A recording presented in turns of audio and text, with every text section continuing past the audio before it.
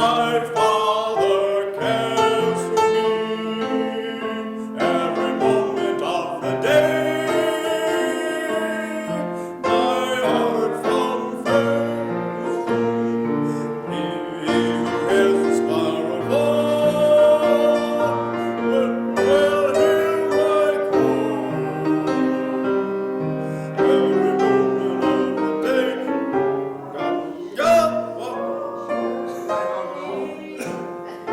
Oh boy, okay. We need to work. I need to work on that one. Yeah, we need to, I'll work on it. I gotta get 4 beats in there somehow. I know it's simple. Just really anything we did whatever we could to help her. We ended up with a bush can, a piece of brass, the brazen serpent. We looked at a vase we have, it's on our tables. We have a couple gladiolus right now. And it's made of brass. Why is it that all this brass comes from India? Does anybody know? There must be some scientific reason. Or some, I don't think it's a cultural thing. Does anybody know why? I know they're doing a lot of heavy machinery forging there now. They're machining It's and kind of like their dish, their they're thing. doing forging. Anybody ever see a forge? A forge. They have a forge around the corner here in a building that's about World War I. And that hammer would be going. And I'd watch the guy put it on, man, it shakes the whole building. Heavy duty.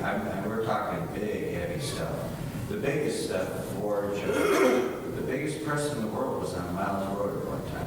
It pressed out airplane bodies or airplane wings for, I think, jet fighters. The biggest press in the world at one time. Obviously, that's when my dad's talking to me about the 1940s, which is long gone. You know, that stuff's gone. But why is it could it be that they have a lot of brass there? Well, okay, I shouldn't say brass, but copper or whatever it is, or because everything you find, it always says made in India. So I don't know if it has something to do with the location worldwide where it's kind of like the pillars and everything that was cast for the temple was cast in a certain place. I think because there was much clay there or something. The Bible states why. Physically, as far as the terrain was, not the terrain, but what would you call that? The type of soil. The natural resources. The natural resources. Could it be because of the natural resources? Anyway. But anyway, it was a piece of brass. What color does the brass turn 100 years? Red? Green. Green. Well, Turns good. green. All right. Bronze, brass, turns green. All your troughs and all those old buildings, the gutters. It goes from copper color to black to rust, or rust to black, from there eventually to green. So all those old buildings, Shaker Heights and all, it's all green troughs, green gutters, everything's green. When you see green, you know it's either copper or bronze. All right, Hezekiah's plea for deliverance from the Assyrians. We did desire to start there, 2 Kings 18, verses 17 and 19. King of Syria sent Tartan, and we read this last week. His father blessed our lesson. We would learn much, and then just some facts that we could use here in the future now. Praise King. Amen. From Lachish to King Hezekiah, with a great host against Jerusalem. They went up and came to Jerusalem. You know, I think about this warfare here. What is that? Do you think that's going to happen in the future? Give me a biblical thing about future wars. You know, they're talking about war and future war. What kind of wars do they wage now? What do you call that? Cyber war. Now, what is that warfare? Is that mingling, fooling around with people's computers? Yeah. Well, yeah, the most recent one was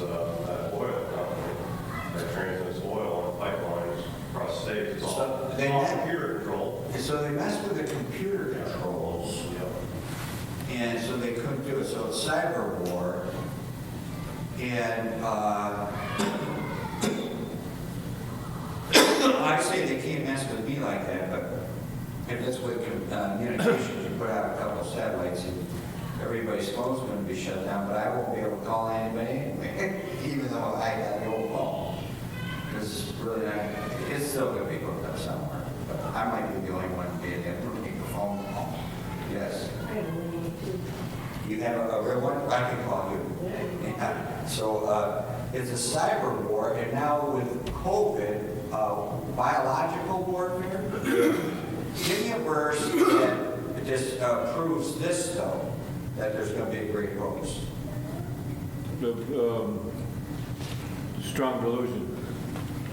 No, great host of people. Oh, horse. Yeah, Battle of Armageddon. How many men are going to be in that army? I think it's 200.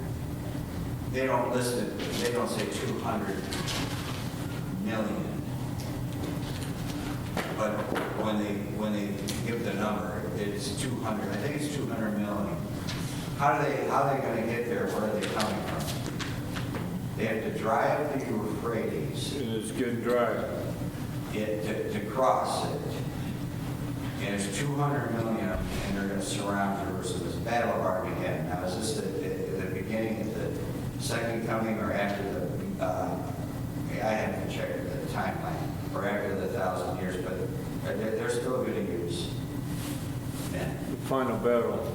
So it's not going to be just cyber war and biological warfare and that. They're still going to use physical bodies. Anyway, great host stood by the conduit of the upper pool. Now, they have this conduit. What do they need the conduit of the upper pool for? And how would they defeat a country with that? By that? The conduit of the upper pool. Fresh water. Yeah, they're piping water. And then I think you read other accounts, they cut that water off. They cut the water off. They know how to get there. And now, what did Rome do wrong with their piping? Made out of lead. And it's made out of lead. So they eventually all went, "Cuckoo." That didn't help it. They got lead. You know, at least I learned in school, they got lead poisoning. Yeah. They ended up all getting lead poisoning because they're drinking water out of lead pipes. And you and I, when we were little, we were drinking out of galvanized pipes. And so, Now we're drinking out of aluminum, makes you cuckoo anyway. aluminum. Well, you know, pardon? It's plastic now. It is plastic. That makes you cuckoo. And that makes you, they claim that makes you cuckoo. Yeah, it leaches chemicals. Leaches chemicals from within the plastic. Yeah, you can do it. You can do it that way. You can set up a formula to cause that to happen. Well, we did heavy engraving and heavy molds, and we would do they buried these plastic pipes underground. What we were doing wasn't for water; it was for gas, natural gas. So they do these hookups. This is heavy-duty pipe and heavy-duty connections, and I can see where it's better than metal. It's going to last until the millennium. They're putting It's all plastic. blown up. They're putting plastic liners inside the gas pipes now. And they just, we use it as a sleeve. Yeah. It's, don't bother digging, just sleeve it. Yeah. I can see that. Yeah. All right, when they had called to the king, they came out to them, Eliakim, the son of Hilkiah, which was over the household, and shipped them, the scribe, and Joan, the son of Ashab, the recorder. Now, what were these people? They called these people out. What were these people doing? He said to them, "Speak ye now to Hezekiah, thus saith the great king, the king of Assyria, what confidence is this wherein thou trustest?" He said, "Come on, guys, you're not going to win this war." And when they spoke to the men that were on the wall, the common soldier that was patrolling, how were they demoralizing the people? And Hezekiah said, "Pay no attention to them." Mocking them. Well, these people are from Assyria. Israel was from Israel, Judah. They didn't speak the same language.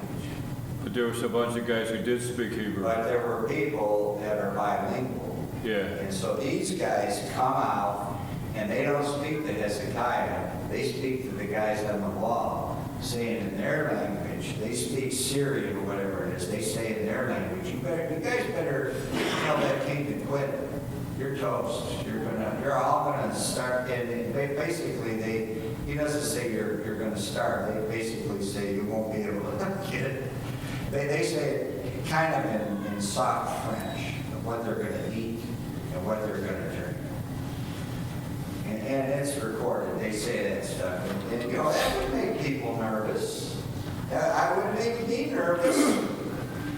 And Hezekiah says, they had to be loyal, man. They were loyal to Hezekiah. So they tell Hezekiah tells them, don't pay any attention to them. And they didn't. They held out. Now, in the end, Zedekiah, I think it's Zedekiah, he heads out, he makes a run for it. They get him. He goes, I think, through the southern gate or something. They nail him. Let's see, verses 1 through 37.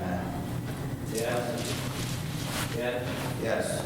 I'm going to take, we took Will to the emergency room. Today? Yeah, his skin was really bad. Oh. He's losing now, and he's deep sores. Oh. So, just looking at that.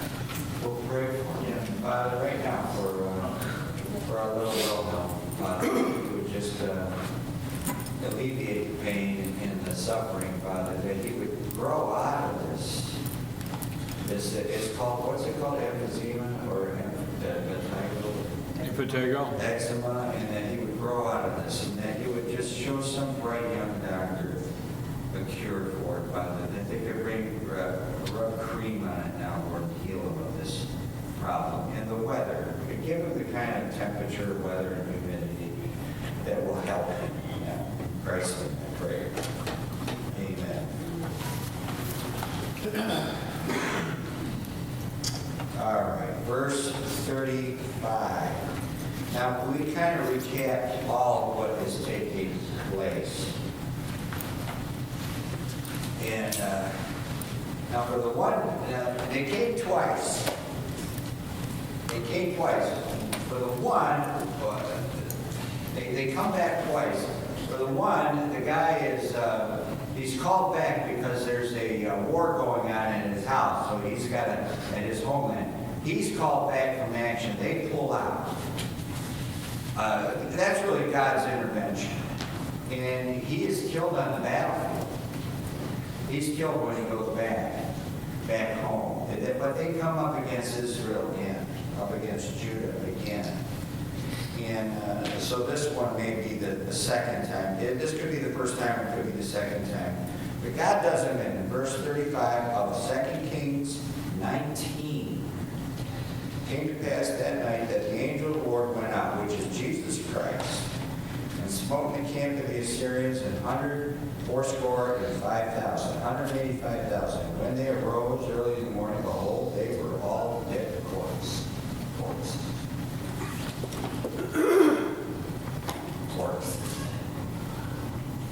What does Obama call them? If he's doing corpses. Oh.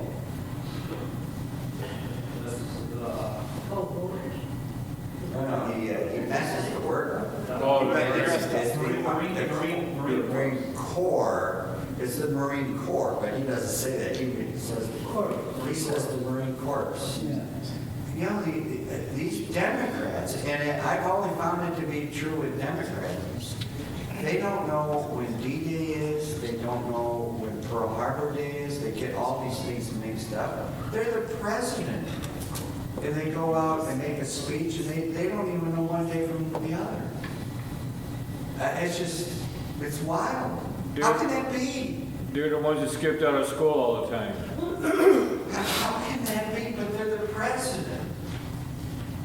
Did Biden mess up? The reprobate mind. I know Obama did. He messed up every time. Unless it's done on purpose. Who knows? Okay, well, when Jesus shows up like that as the angel of the Lord in the Old Testament, that is what we call Christophany. It's a preview of Christ's coming, or appearance that Christ makes. I name some others in the Old Testament. Where the angel of the Lord shows up. At the tent. Yeah, two angels. There were three angels. One of them is Jesus. Two of them go into Sodom to get Lot out. And one of them is Christ. Yes. Give me another one. When they have dinner with God, with the 70 elders, they have dinner with God. That's Jesus Christ. Did it with Sarah too? Sarah too, maybe? Well, that was the time when she kind of laughed and got, but no, that's the one that that was when they were at the temple. That's the same story. Okay, they have dinner with God. There's a couple other that stand out really big. When the angel of the Lord, when they're going to cross and they're going to take on Ai and Jericho, the angel of the Lord, he's the captain of the host. He said, "You're standing on holy ground." That's got to be another one. And when they're crossing over the Jordan with Joshua, that's one. Those are three major ones. Another one would be in the New Testament, or no, Old Testament. They buried Moses. Moses went up up the hill, up on the mountain. They buried Moses. Well, God's a spirit. God is a spirit. That Bible says that. God is a spirit. Well, a spirit can't do burying. So who buried Moses? And it has to be Jesus.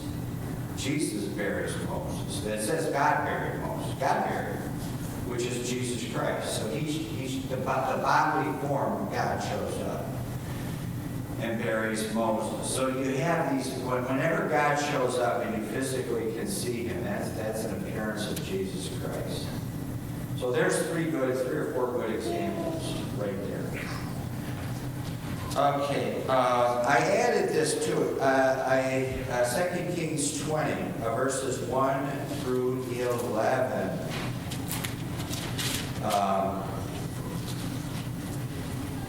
He pleads for a longer life.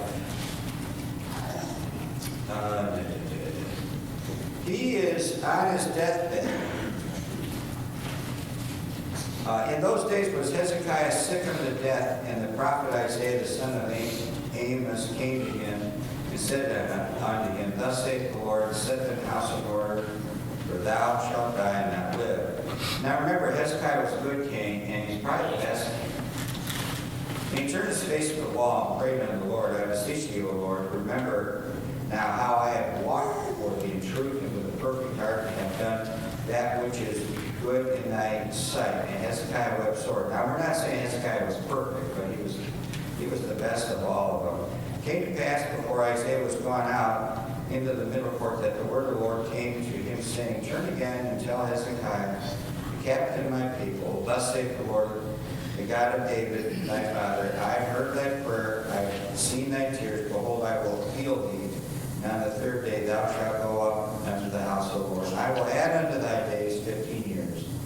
And I will deliver thee in this city out of the hand of the king of Syria, and I will defend the city for my own sake and for my servant's sake David. And Isaiah said, Take a lump of figs, and they took and laid it on oil, and he recovered. Or he recovers, he's given an additional 15 years. So you could debate this. You could preach it either way. Should Hezekiah pray that? And God cut him mercy and gave him 15 more years. Or when he was sick, and basically the prophet says, Get things in order, you're toast. You're out of here. What should you do? Run to the doctor? Well, I already asked for my extra 30 years. Pardon? I already asked for my extra 30 years and all this. An extra 30 years? Yeah, then all this stuff happened. Well, you asked for 30 years. Hezekiah asks, he just asked for, he didn't ask a specific sum. He's granted 50 years. If you were told you're gone, man, should you do that? So you could hear preaching where they say, no, when the doctor says that's it, just accept the fact. I knew a man that was told he wasn't going to see spring. He was a World War I aviation trainer over in France. And we did a lot of work together. I mean, I knew this guy pretty well. And the doctor said, you won't see spring. Well, 40 years later, he's still alive. Believe us, he's the same doctor. And the doctor, he says to the doctor, spring's been a long time coming. Spring's been a long time coming. Well, there was one spring he didn't see. There was one spring he didn't Oh, see. yeah, what, the spring finally came. All right. They asked us when the house going to be ready. Yeah, which spring, right? Which month is the house going to be ready? Right. So you can preach it both ways. God grants him another amount of I time. really do want me to ask for mercy. Well, see, I could go either way with it. You could argue the fact, well, why should you ask for mercy? Lord, have mercy on me. But what was the end result of his getting his 15 years? Yeah, oh, Yeah, what happened in the 15 years? he got a big head. Pardon? Mercy could be taken. Time. And did you hear what Joe said? that's true. And mercy could really be, let's get out of here. Yeah. And God's granting you mercy. And so it's really not for us to decide. So what happened? What happened in the 15 years? God gave him another son. What was his name? Manasseh? Manasseh. And he was the worst king that ever reigned. And he was the longest reigning king. And God wasn't, and he sinned so badly that God wasn't going to repent for destroying Judah. He says, I'm not turning back, even though there were good kings after him. Real good kings. Josiah, I think, is one. And he wasn't going to repent of that. He said, and what was Manasseh's sin? Killed the innocent. No, He he, shed much innocent blood. So the assumption is, who did he kill? The assumption is, and I think we could jump there like a flea, is that it's like this country, just open abortion. Just killing kids and killing innocent people. Well, look what happened with COVID. Who killed all the innocent people there? What's his name? Cuomo. He killed a lot of people. There's got to be something. And you think those government officials are going to be held accountable for that? Now, if they were Republican, they probably would already be. Manasseh put up the idol in the holy place. Say that again? Oh, Manasseh. Manasseh's biggest sin was he put the idol in the holy place. Yeah, I'm not real familiar with it. I'm not saying you're wrong. You're Yeah. probably right.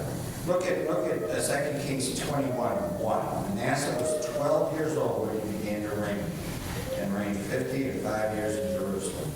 His mother's name was Hephzibah. They generally go after the mother's name. They don't really generally list the father's name. They go after the mother's name. All right. He brings irreversible judgment on Judah. 2 Kings, he's the most wicked king, if we just listen here, most wicked king of the south, more wicked than Ahab. And let's just go to Ahab's sin, and let's go to Manasseh's sin. Ahab's sin, 1 Kings 16, verses 30 through 31.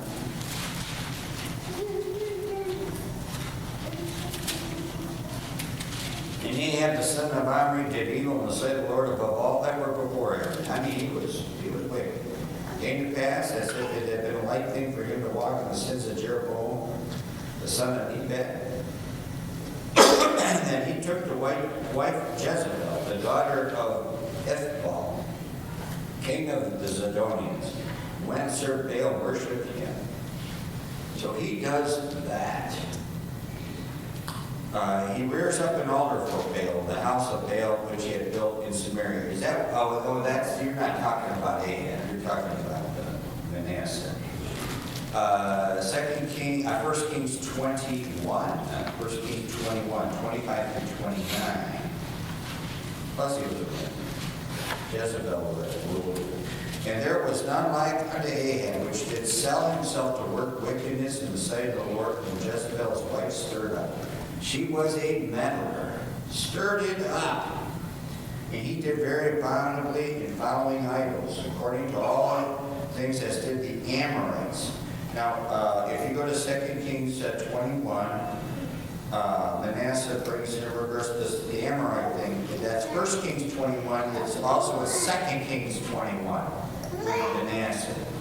It's all to deal with the Amorites. It came to pass, verse 27, when Ahab heard these words, that he rent his clothes, put sackcloth upon his flesh, and fasted, laid his sackcloth, and went softly. And the word of the Lord came to Elijah Tishbite, saying, Seest thou how Ahab humbleth himself before me?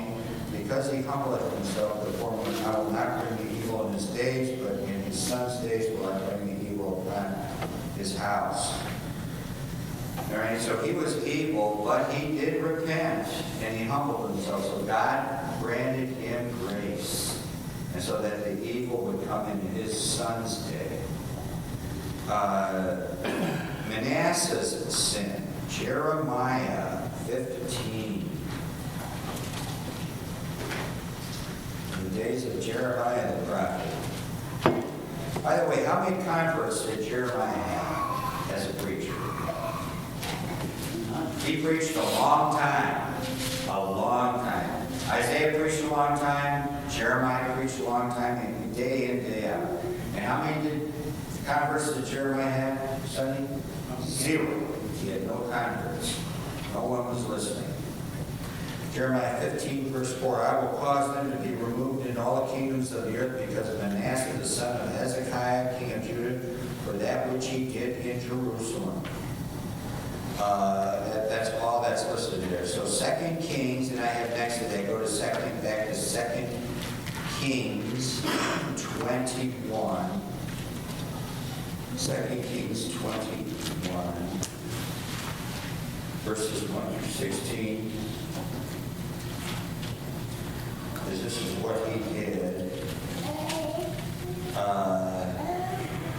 He was 12 years old when he begins to reign. He did that which was evil in the sight of the Lord. Verse 2, he built, verse 3, built up again the high places which Hezekiah his father had destroyed.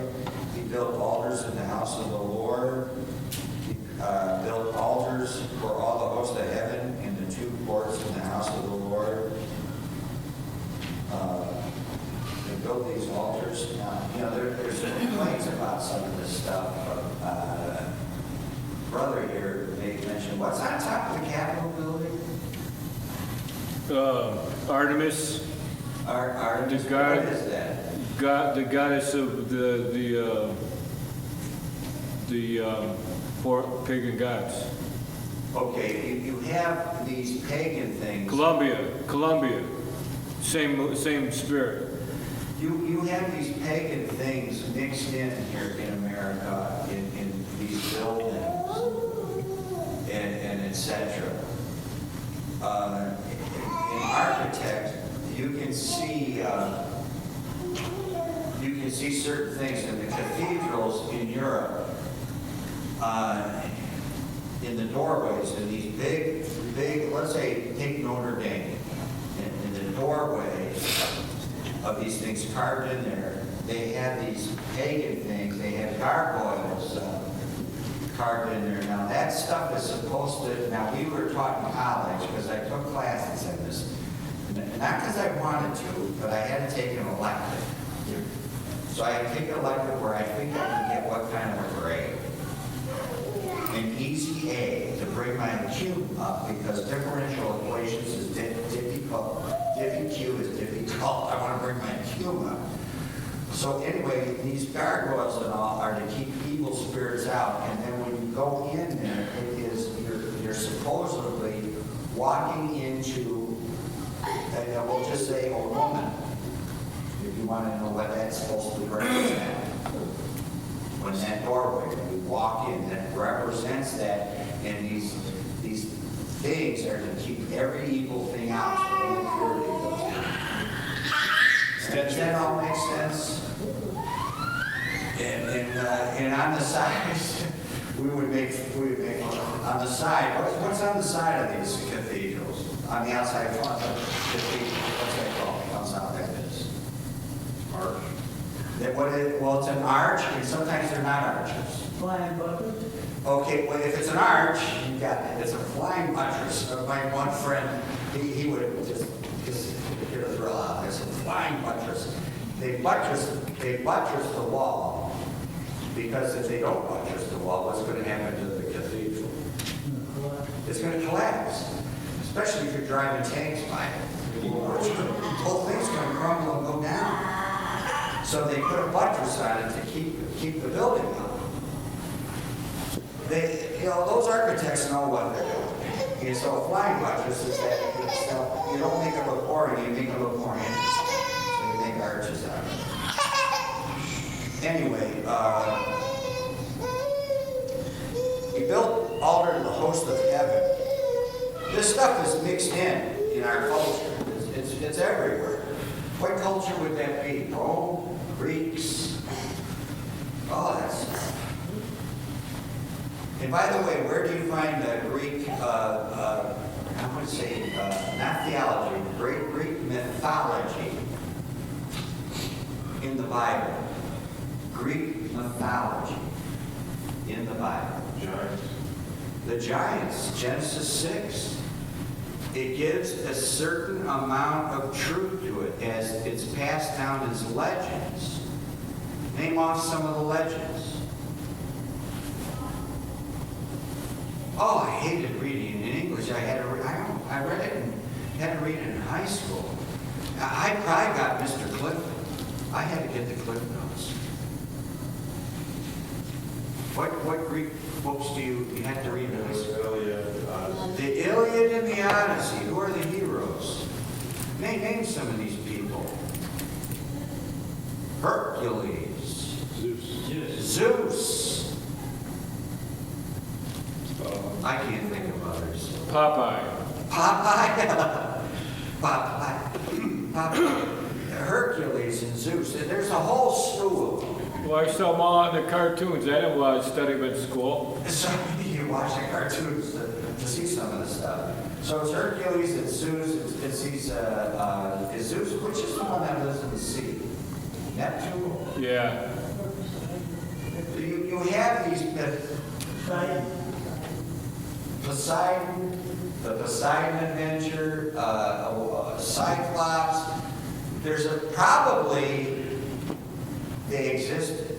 They did. And over the years, it just became fables. King Arthur and the Round Table, what did they go out to do? Full of, We're talking 1500. What did King Arthur and the Round Table do? looking for women. They're, other than looking for women, they went out to go slay the Muslims, right? No. Dragon. The dragon. Because some of those dragons were still roaming around. That they had survived. And then after a few hundred years, it just becomes legend. Maybe it's like maybe those gods were the people in Genesis. Well, that's exactly what Joe said, Genesis 6. Yeah. Yeah. Now listen, that's what we believe here. You go to another Baptist church, they don't believe that. Another fundamental independent Baptist church, what do they believe they are? Fables. They think that's all hocus pocus. They believe they're the sons of Seth. Chapter 5, the sons of Seth. They think that this giant thing is just off the wall business. No, But it justifies Goliath, it justifies... you got it wrong. Sons of Cain married the daughters of Seth, is what they say. Well, whatever it is, they get it to be just regular people. Yeah, They get it to be regular people. 'cause All right, I want to finish this one up. Verse 16. Let's just go to verse 16, 2 Kings 21, verse 16. Verse 9, it says, Manasseh seduced them to do more evil than did the nations that the Lord destroyed before the children of Israel. All right, they destroy what those nations did. They were to destroy. By the way, man, woman, boy, girl, animals. Why the animals? Kill the animals. we- They would do it right here in Bedford in the, where they're housing the horses. You go to a prison that's a minority, not a maximum security, they got a farm connected with it. It's a mess, man. It's a mess. Well, they're to kill that, they're to destroy all the idols, they're to destroy the pictures. That all shows up in Jeremiah and Ezekiel, they're to destroy all that. That is a great influence. All those cultures influence it. You are to go in there, march in there, and destroy that.